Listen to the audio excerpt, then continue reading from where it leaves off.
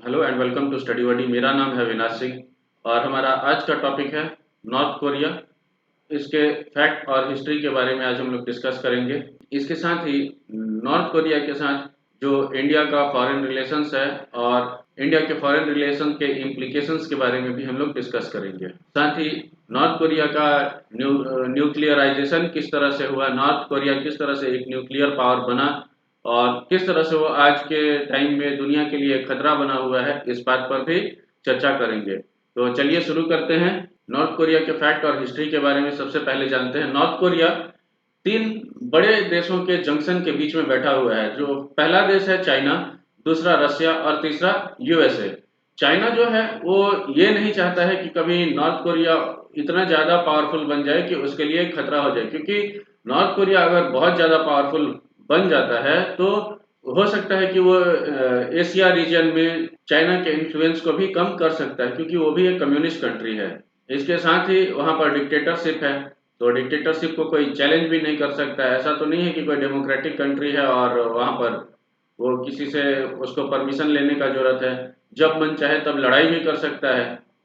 तो इस तरह से वो पूरे रीजन में इंस्टेबिलिटी ला सकता है। रशिया रशिया के फेवर में हम देख सकते हैं कि नॉर्थ कोरिया का स्ट्रांग होना रशिया के फेवर में है, क्योंकि रशिया चाहता है कि नॉर्थ कोरिया इतना स्ट्रांग हो जाए कि एक प्रॉक्सी की तरह काम करे रशिया के लिए, यूएस को काउंटर करने के लिए। तीसरा है पावर यूएसए।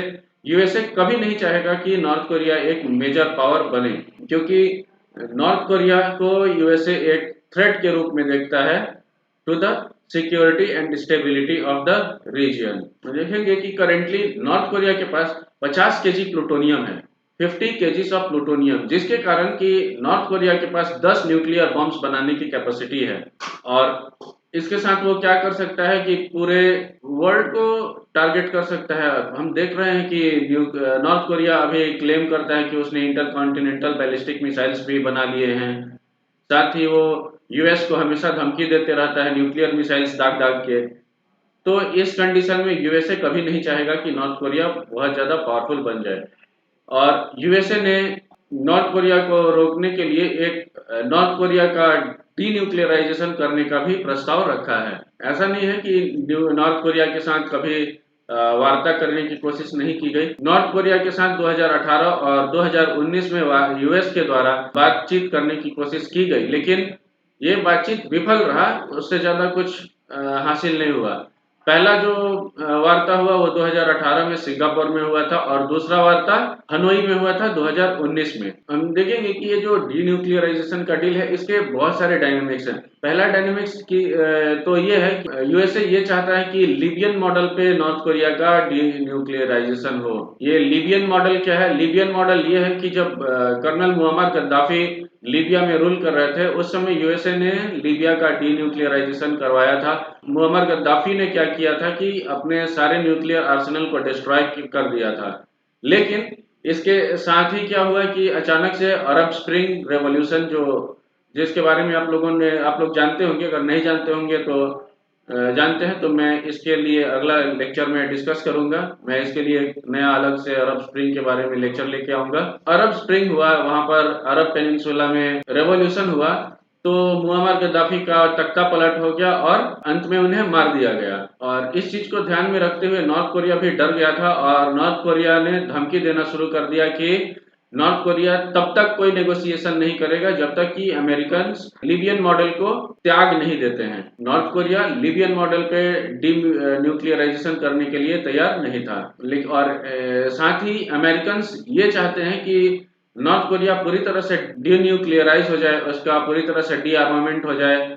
और नॉर्थ कोरिया के ऊपर इसके लिए उन्होंने मैक्सिमम प्रेशर डालने की कोशिश की है। लेकिन फिर जब 2019 में हनोई समिट हुआ, उसमें अमेरिका ने कोशिश ये किया कि नॉर्थ कोरिया के ऊपर इतना भी ज़्यादा प्रेशर नहीं डाल दिया जाए कि नॉर्थ कोरिया पूरी तरह से टूट जाए, उसकी इकोनॉमी बर्बाद हो जाए। और इसके लिए नॉर्थ कोरिया के ऊपर अमेरिका ने कोई नए सैंक्शंस नहीं लगाए। और इस आइडिया को चाइना भी फेवर कर रहा था और इसके साथ ही रशिया ने भी फेवर किया।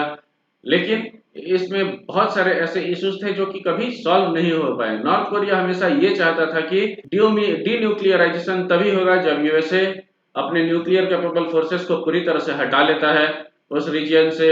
और उसके साथ ही नॉर्थ कोरिया को एडिशनल सिक्योरिटी का गारंटी देता है। और क्योंकि लीबियन मॉडल को अब फिर से यूज नहीं किया जा सकता है, नॉर्थ कोरिया ये चाह रहा है कि south African model of denuclearisation को अप्लाई किया जाए। तो हम आगे देखेंगे कि south African model of denuclearisation क्या है। इसमें साउथ अफ्रीका ने अपने 6 न्यूक्लियर वेपन्स को डिसमेंटल कर दिया गया था और उसके साथ ही उसने अपने सारे डॉक्यूमेंट्स को भी डिस्ट्रॉय कर दिया था, जो कि न्यूक्लियर मिसाइल को कैसे बनाना है उसके रिलेटेड सारे डॉक्यूमेंट्स को साउथ अफ्रीका ने डिस्ट्रॉय कर दिया था।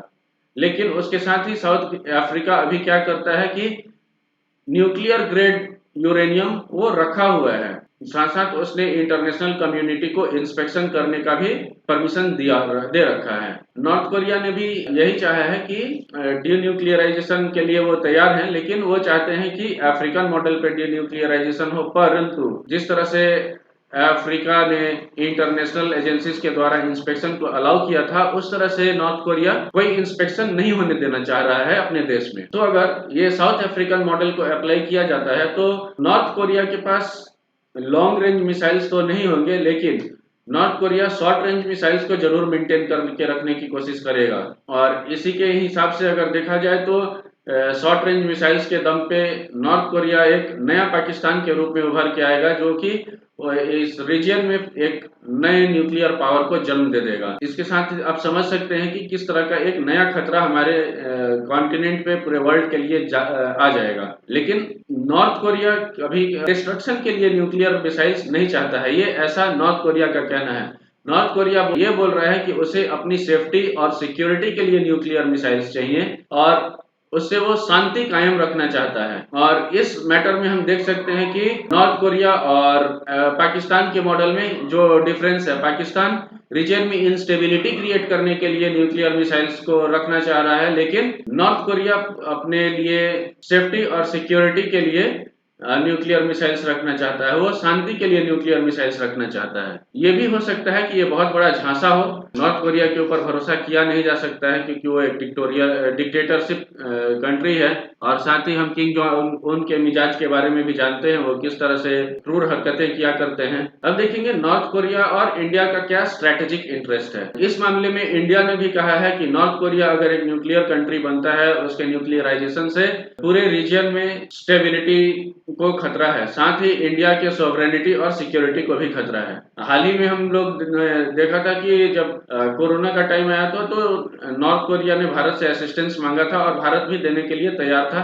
भारत ने $1 मिलियन मेडिकल असिस्टेंस $1 मिलियन का मेडिकल असिस्टेंस नॉर्थ कोरिया को दिया था। इसलिए हम देखेंगे कि नॉर्थ कोरिया ज्यादातर भारत के अगेंस्ट कुछ ज्यादा नहीं बोलता है। वो हमेशा अमेरिका और अदर कंट्रीज के बारे में बोला करता है, ज्यादातर वो अमेरिका के अगेंस्ट ही बोलता है। और इसका हिस्टोरिकल रीजन भी है। नॉर्थ कोरिया और साउथ कोरिया का जो डिवीजन हुआ था, उसका भी एक बहुत बड़ा इम्प्रिंट पड़ा है देशों के पॉलिसीज के ऊपर। तो ये सब हम अगले टॉपिक में डिस्कस करेंगे। और साथ ही इंडिया अभी भी ये बात बोल रहा है कि इस बात पर इन्वेस्टिगेशन होना चाहिए कि नॉर्थ कोरिया के पास न्यूक्लियर कैपेसिटी आया कहां से। भारत का ये मानना है कि नॉर्थ कोरिया का मदद चाइना और पाकिस्तान ने मिलकर किया, ताकि नॉर्थ कोरिया एक न्यूक्लियर कैपेबल कंट्री बन जाए। और अगर नॉर्थ कोरिया का डीन्यूक्लियराइजेशन होता है तो इससे भारत को दो तरीके से फायदा होगा। पहला कि ये पाकिस्तान और नॉर्थ कोरिया के बीच में जो नेक्सस है उसको खत्म कर देगा और इसके साथ ही रीजन में स्टेबिलिटी लाएगा।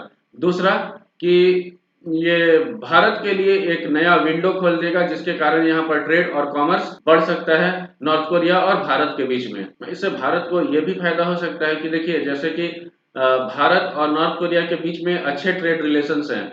भारत को नॉर्थ कोरिया करीब $3.5 बिलियन का निर्यात करता है और भारत से $3.1 बिलियन का वो आयात भी करता है। तो देखेंगे कि दोनों देशों के बीच ये इंटरनेशनल ट्रेड एक बराबरी पर ही चल रहा है, कोई ट्रेड डेफिसिट में नहीं है। तो ये था हमारा आज का लेक्चर। मिलते हैं अगले लेक्चर में, तब तक के लिए stay happy, stay safe and keep watching study buddy and please like, share and subscribe to the channel. Thank you for watching Study Buddy.